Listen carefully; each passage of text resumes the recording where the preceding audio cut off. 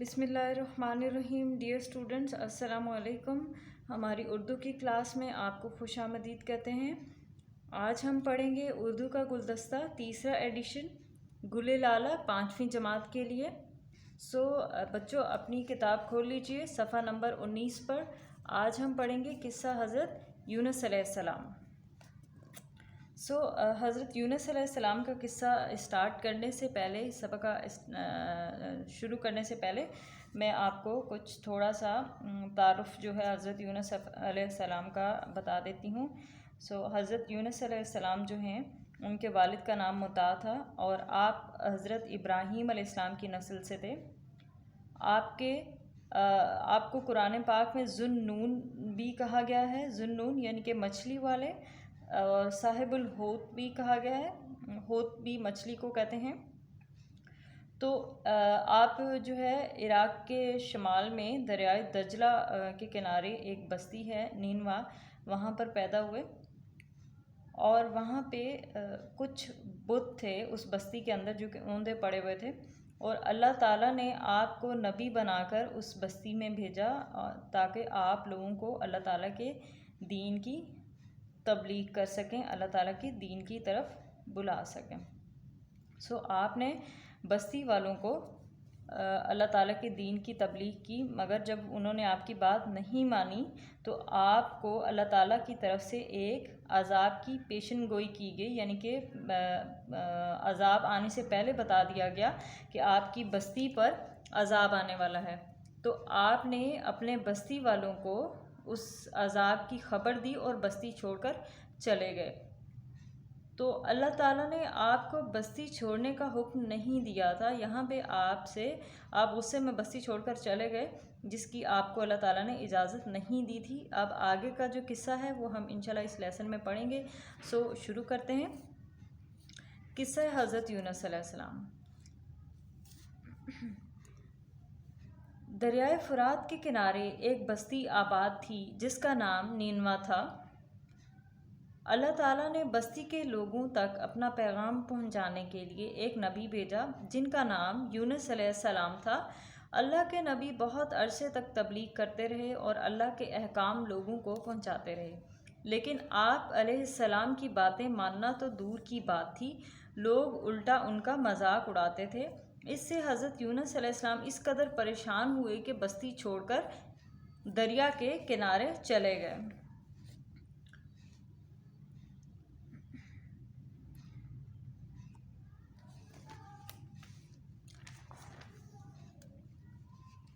دریا کے کنارے ایک کشتی مسافروں سے بھری ہوئی تیار کھڑی تھی۔ آپ علیہ السلام بھی اس میں سوار ہو گئے۔ جب کشتی دریا کے بیچ میں پہنچی تو تیز لہروں میں پھنس گئی۔ کشتی کے لوگوں کو ڈر تھا کہ کہیں وہ ڈوب نہ جائے۔ انہوں نے آپس میں بات چیت اور مشورے شروع کر دیے۔ زیادہ تر لوگوں کا خیال تھا کہ کشتی میں کوئی بھاگا ہوا غلام سوار ہے۔ اس زمانے میں لوگ انسانوں کو خریدتے اور ان سے غلاموں کی خدمت لیتے تھے۔ اس کشتی کو نکالنے سے اب یہ ایک انہوں نے بیچ میں ان بریکٹ جو انفارمیشن دی ہے کہ جس زمانے کی بات ہو رہی ہے، یعنی کہ جس قوم میں حضرت یونس علیہ السلام کو پیغمبر بنا کے بھیجا گیا تھا، وہاں کے جو لوگ تھے وہ لوگوں کو یعنی کہ انسانوں کو خریدتے تھے کسی دوسری قوم سے اور ان کو غلام بنا کر رکھتے تھے، یعنی کہ ان سے غلاموں والے کام لیتے تھے۔ اب چونکہ حضرت یونس علیہ السلام جو ہیں وہ بھاگے ہوئے تھے تو وہ کشتی میں سوار ہوئے۔ اب کشتی والے جو ہیں وہ بات کر رہے تھے کہ شاید اس کشتی کے اندر کوئی بھاگا ہوا غلام ہو، اس لیے ہم ڈوب رہے ہیں، ہم جو ہے اس غلام کو اتار دیتے ہیں۔ تو یہ بات سنتے ہی جو یونس علیہ السلام تھے انہوں نے اپنے ذہن میں سوچا، یہ کنسیڈر کیا کہ یہ شاید میرے بارے میں کہہ رہے ہیں، اب وہ اس کو کشتی سے نکالنے سے شاید ہم بچ جائیں۔ حضرت یونس علیہ السلام نے یہ سنا تو سوچا میں ہی تو وہ بھاگا ہوا غلام ہوں جس نے اپنے مالک یعنی اللہ کے حکم کے بغیر بستی چھوڑ دی تھی۔ یہاں پہ آپ اپنی غلامی جو ہے وہ اللہ تعالیٰ کے ساتھ منسوب کر رہے ہیں، نہ کہ آپ کسی انسان کے غلام تھے، بلکہ آپ یہ کہہ رہے ہیں کہ میں اپنے مالک یعنی کہ اللہ تعالیٰ کا غلام ہوں اور اس کے حکم کے بغیر بستی چھوڑ دی، کیونکہ اللہ تعالیٰ نے آپ کو پہلے ہی ایک چیز اناؤنس کر دی تھی کہ آپ کی بستی پر فلاں دن عذاب آئے گا، لیکن آپ کو اس سے پہلے بستی چھوڑنے کا حکم نہیں دیا تھا، صرف آپ کو یہ کہا تھا کہ آپ اپنی بستی والوں کو اس چیز کی معلومات، اس چیز کی انفارمیشن دے دیں کہ ان پر عذاب آنے والا ہے، لیکن آپ نے بستی والوں کو یہ بتایا تو کہ آپ پر فلاں دن عذاب آئے گا، لیکن آپ نے خود بھی غصے میں بستی چھوڑ دی اللہ تعالیٰ کے حکم کے بغیر۔ تو دیکھتے ہیں کہ آگے کیا ہوا۔ آپ علیہ السلام نے کشتی والوں کی یہ بات بتائی، آپ علیہ السلام نے کشتی والوں کو یہ بات بتائی اور کہا تم لوگ مجھے کشتی سے نکال دو، اس طرح شاید تمہاری کشتی بچ جائے۔ کشتی والوں نے کہا نہیں، ایسا کیسے ہو سکتا ہے، ہم آپ کو کیسے پھینک دیں؟ کچھ لوگوں نے مشورہ دیا کہ قرعہ ڈالتے ہیں، جس کا نام نکلے اسے دریا میں پھینک دیں گے۔ قرعہ کہتے ہیں قرعہ اندازی، لائک آپ کچھ چھوٹے چھوٹے جو پیپر کے ٹکڑے ہیں، کاغذ کے ٹکڑے ہیں، ان کے اوپر آپ کچھ نام لکھ لیں کچھ لوگوں کے، اور آپ ایک باکس کے اندر ڈالیں اور انہیں مکس اپ کر کے آپ ایک اس میں سے ایک جو قرعہ ہے، ایک جو پرچی ہے، ایک جو پیس آف پیپر ہے وہ اٹھا لیں اور آپ دیکھیں کہ کس کا جو نام ہے وہ نکلا ہے۔ یہ ایک گیم بھی ہے، آپ کھیلتے رہتے ہیں اکثر۔ قرعہ ڈالا گیا، اس میں حضرت یونس علیہ السلام کا نام نکلا۔ سب نے ان کے نورانی چہرے کو دیکھا اور کہا نہیں، دوبارہ قرعہ ڈالو، لیکن ایک مرتبہ پھر حضرت یونس علیہ السلام کا ہی نام نکلا۔ تیسری بار لوگوں نے قرعہ ڈالا تو پھر حضرت یونس علیہ السلام کا نام نکلا۔ آخر کار نہ چاہتے ہوئے بھی لوگوں نے حضرت یونس علیہ السلام کو دریا میں پھینک دیا۔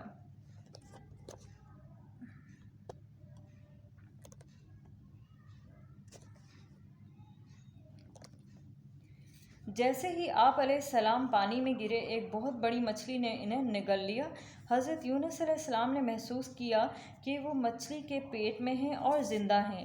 آپ علیہ السلام مچھلی کے پیٹ میں کئی دن رہے، یعنی کہ ویسے کافی روایات میں ملتا ہے کہ آپ 40 دن رہے، لیکن ایگزیکٹلی مجھے نہیں پتہ، جہاں تک میں نے پڑھا ہے۔ انہوں نے اپنے رب سے بے انتہا شرمندگی کا اظہار کیا اور معافی مانگی۔ ان کی دعا قرآن مجید میں بھی بیان کی گئی ہے، جس کا مفہوم یہ ہے نہیں ہے کوئی معبود سوائے آپ اللہ تعالیٰ کے، آپ اللہ پاک ہیں، میں بے شک قصوروار ہوں، یعنی کہ اللہ تعالیٰ کے سوا کوئی عبادت کے لائق نہیں ہے، بے شک میں قصوروار ہوں۔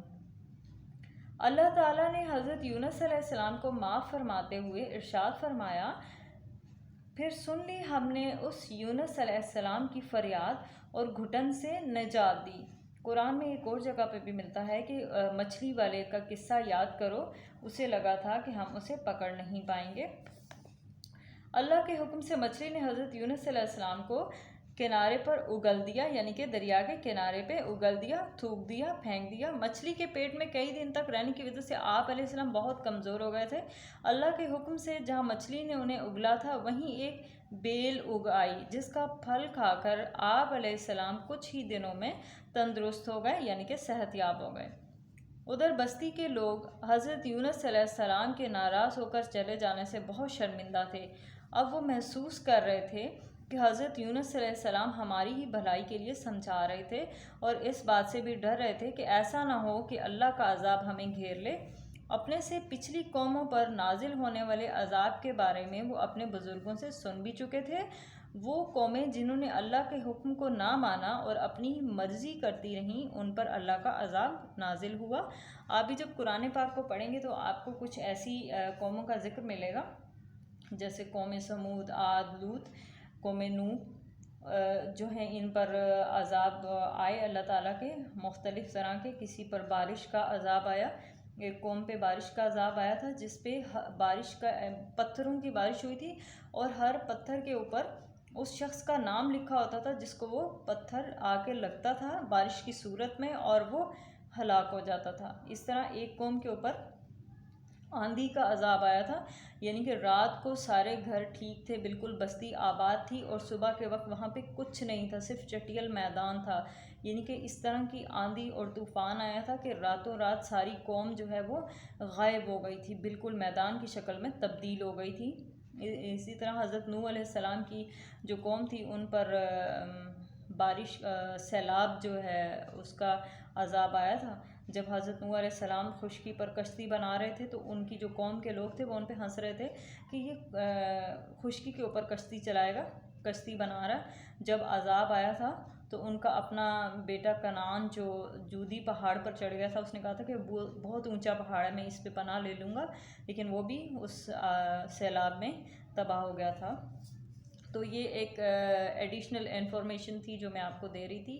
آئی ہوپ سو کہ کہیں نہ کہیں آپ نے بھی اپنے بڑوں سے سنا ہوگا یا آپ نے کہیں نہ کہیں پڑھ رکھا ہوگا، یا نہیں پڑھا تو آئندہ زندگی میں ضرور پڑھیے گا۔ یہ ہمارے قرآن پاک کی تفسیر میں تمام باتیں موجود ہیں، اپنے بڑوں سے لازمی ڈسکس کیا کریں۔ اچھا جی، یہاں پہ قوموں کا ذکر ہو رہا تھا تو میں نے یہ بات کر لی۔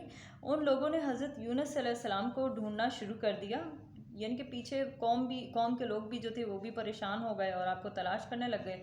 جب وہ نہ ملے تو سب بستی سے باہر نکلے اور کھلے میدان میں جمع ہو کر اللہ سے ان الفاظ میں توبہ کی: ہے اللہ، حضرت یونس علیہ السلام تیرا جو پیغام لائے تھے ہم اس کو سچ مانتے ہیں، اس پر ایمان لاتے ہیں۔